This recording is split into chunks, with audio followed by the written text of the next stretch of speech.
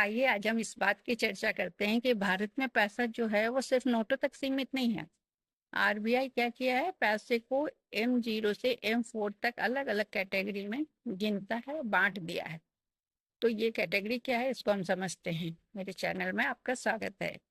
अर्थशास्त्र में money supply को मापने के लिए अलग अलग मेजर होते हैं। M0, M1, M2, M3, M4 ये बताते हैं कि इकोनॉमी में कुल कितना पैसा सर्कुलेट हो रहा है, सर्कुलेटिंग है।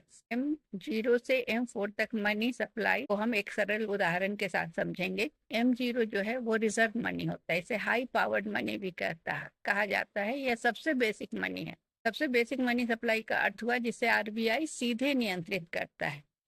इसका फॉर्मूला है sir currency in circulation. M0 में क्या क्या आया, currency in circulation plus bank reserve with RBI. तो इसमें शामिल हुए लोगों के पास जो नकद पैसा है, जो हमारे घर में पैसा होता है, और बैंकों के पास जो नकद जमा होता है। आरबीआई के पास बैंकों के जो रिजर्व होते हैं, हर बैंक को आरबीआई के पास कुछ रिजर्व रखना होता है, तो उसको M0 में काउंट किया जाता है। उदाहरण है कि मान लीजिए कि आपके पास 500 रुपये कैश है और बैंक के पास 1 लाख रिजर्व मनी है आरबीआई के पास बैंकों के। तो टोटल ये मनी जो होगा ये M0 का हिस्सा होगा, 1 लाख प्लस 5,000। M1 क्या है, इसे नैरो मनी कहते हैं। वो हाई पावर्ड मनी था M0, ये नैरो मनी है। यह मनी सप्लाई का वह हिस्सा है जो तुरंत खर्च किया जा सकता है। इसका फॉर्मूला है करेंसी विथ पब्लिक, लोगों के साथ जो करेंसी है, नगद पैसा, प्लस डिमांड डिपॉजिट, जिसे जब चाहे हम निकाल सकते हैं, बैंक में ये पैसे होते हैं, और अदर डिपॉजिट्स विथ आरबीआई। इसमें शामिल क्या क्या हुआ, लोगों के पास जो कैश हुआ, करंट अकाउंट डिपॉजिट्स और सेविंग्स अकाउंट डिपॉजिट्स, जिसको हम जब चाहें विदड्रॉ कर सकते हैं।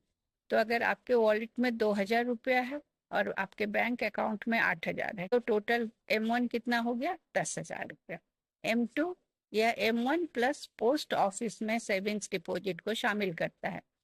तो M1 अभी हमारे उदाहरण में था 10,000 रुपया, 2,000 प्लस 8,000, और पोस्ट ऑफिस सेविंग्स मान लेते हैं कि 3,000 रुपया।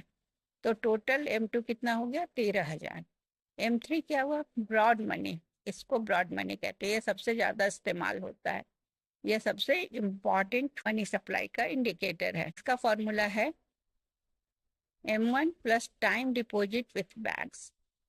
उसका एग्जाम्पल है कि M1 हमारा 10,000 था ऊपर के उदाहरण में, plus fix deposit. Time deposit का मतलब हुआ जिससे कुछ टाइम के लिए डिपॉजिट किया जाता है। तो फिक्स डिपॉजिट मान लीजिए 50,000 रुपया है।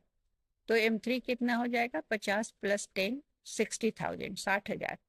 भारत में आरबीआई मेनली क्या करता है, M3 को ही मनी सप्लाई मेजर करने के लिए इस्तेमाल करता है।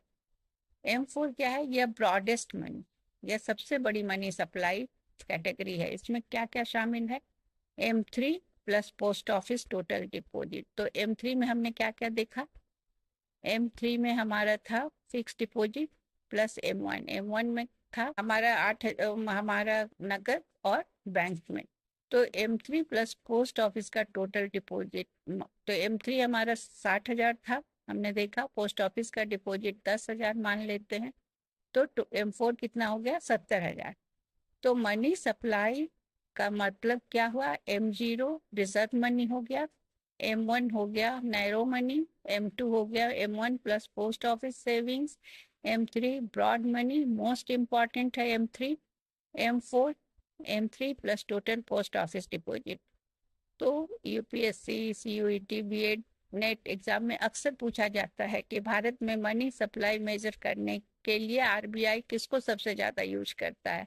तो इसका आंसर है M3। अगर आप इकोनॉमिक्स के इस तरह के क्वेश्चंस या UPSC, CUET, PG, BEd entrance की तैयारी कर रहे हैं, तो ऐसे शॉर्ट कॉन्सेप्ट्स के लिए और MCQ रोज सीखने के लिए हमें फॉलो करें, कमेंट करें MCQ। Thank you.